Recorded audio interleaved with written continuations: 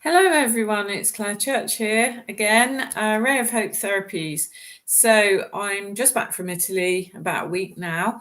I decided to do this video for the new moon in Cancer because there's so much going on, so much happening out there, exploring the themes with two astrologers, both Pam Gregory and the other lady who is American, Tanya Gabrielle.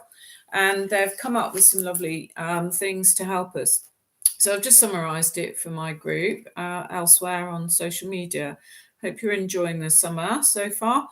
So this is, according to Pam Gregory, it's 28th, 29th, and it's the new moon in Cancer, and it's in Aries. So it feels kind of slightly out of control. Aries was the sister of Mars and very much about I am and I exist, and about the single and individual. So it's squaring Pluto at the moment in the last week of June, and Mars energizes the chaotic creation of energy and galvanizes people's rights. So there's a clash, she's talking about, between the individual versus the government.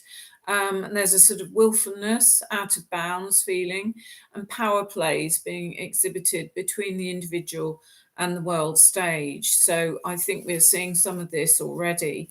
And but however, it's a great time to set new intentions.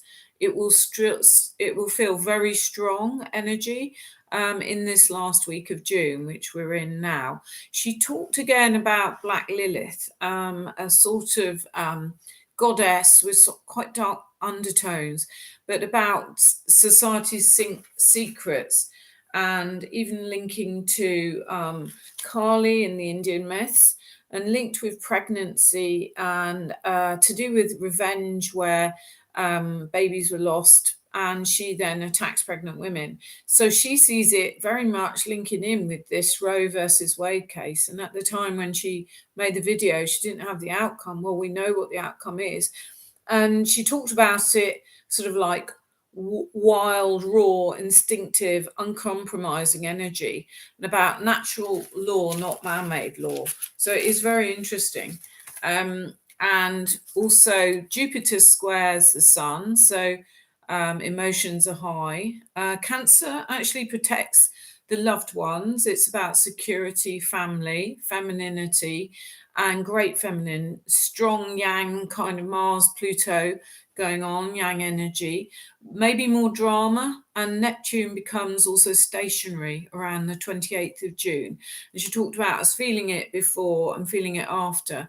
And it links Neptune with Pisces, as we've heard before, which is a water sign, one of the three water signs, Scorpio, Pisces, and Cancer, and very much linked with wanting greater spirituality. There's also confusion with drugs, toxicity, even toxic water, and Neptune can be linked with deception.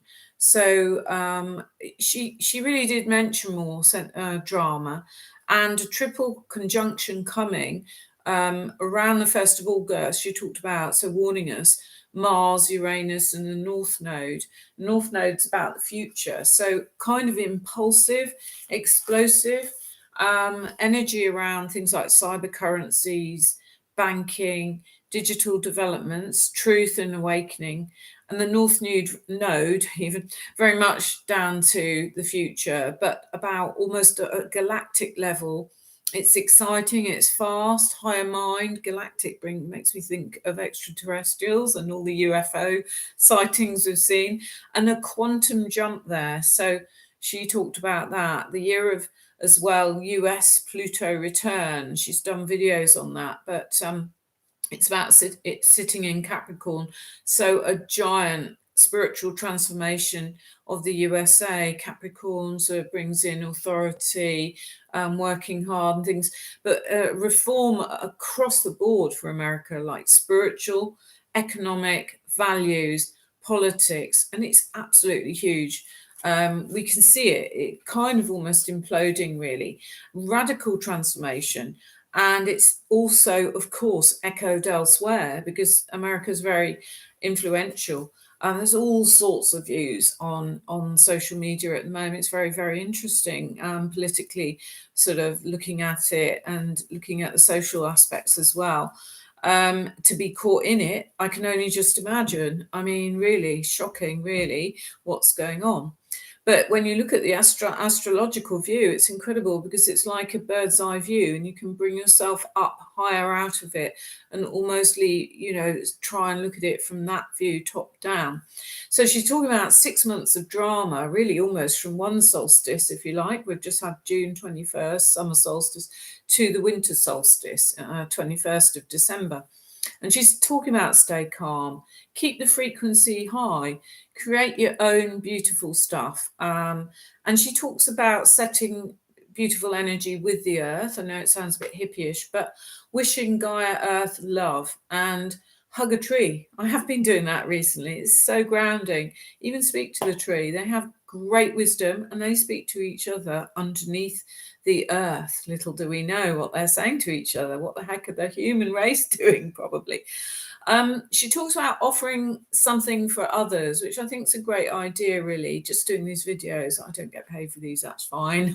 I've got some time, so I can do it. Anything like that, it will help other people, help raise the vibration and help New Earth. See, doing things to conserve the earth is fantastic as well. We can all do our part. I remember receiving information myself, like spiritually, psychically, from, I swear, from the earth energy, or energy spirits linked to the earth.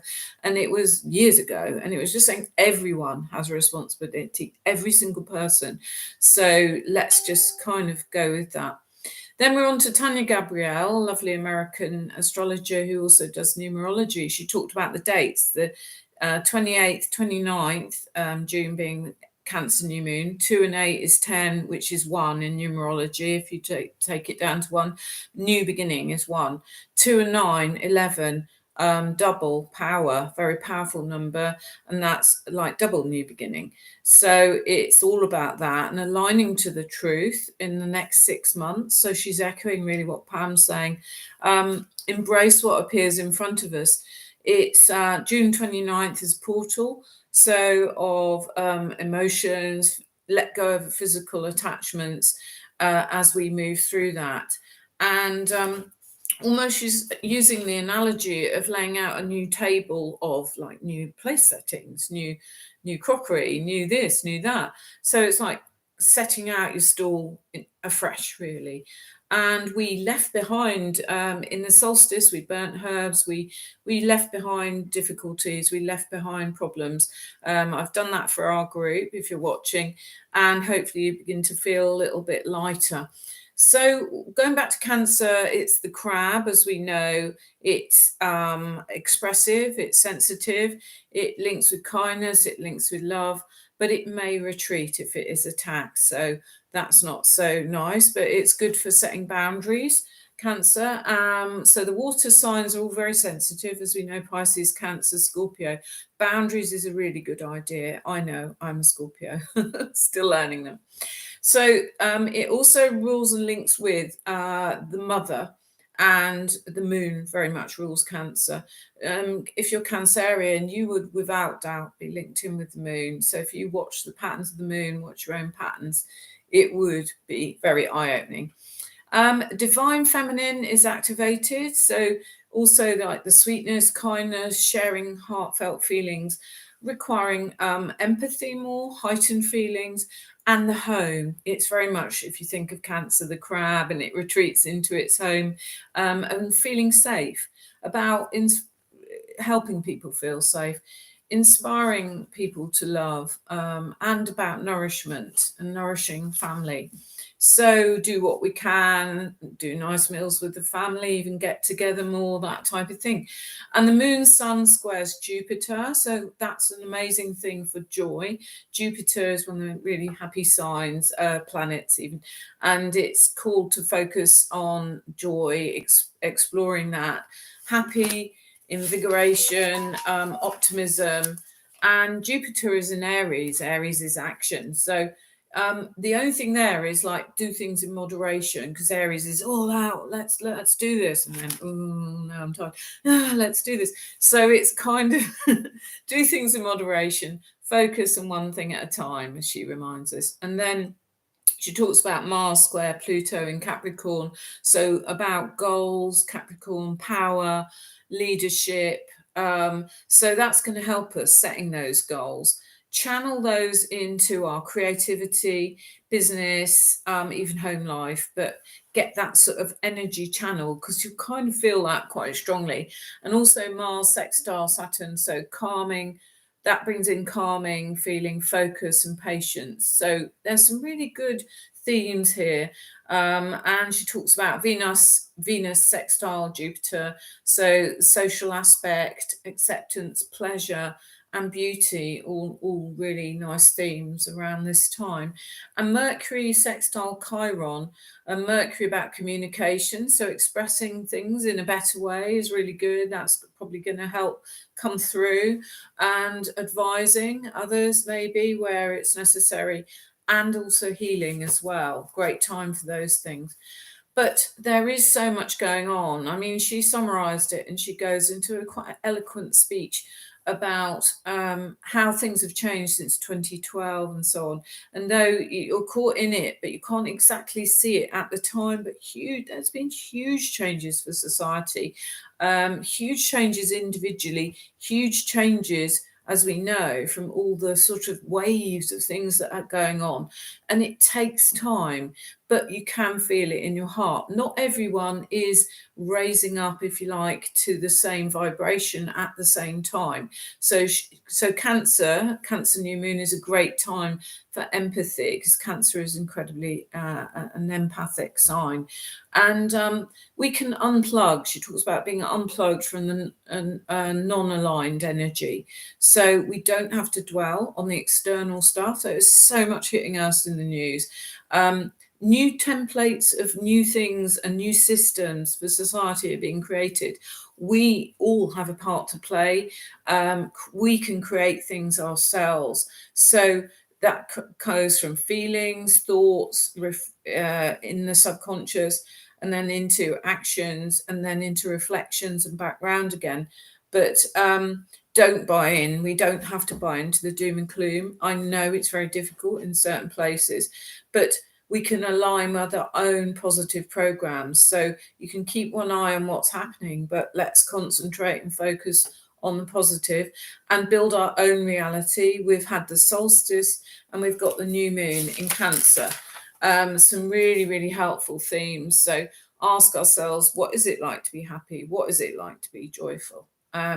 And we're free to create what we want, so we don't have to buy into others' negative misery and the stories and the propaganda. Incredible. Let's stay positive. And Mars and Pluto are great for empowerment. So that's it. I hope you have a fantastic midsummer. We have actually probably got a meetup in London physically with another group. So I'm going to put that out into my group, my old London group and contacts, and hope we can build some really good energy for Lammas, which is the first harvest, actually, 31st of July. I think it's going to be 4 o'clock in Bromley, southeast London area. I'll get more details. So thank you for watching, and I'll see you on the next video, and have an amazing summer. Bye for now.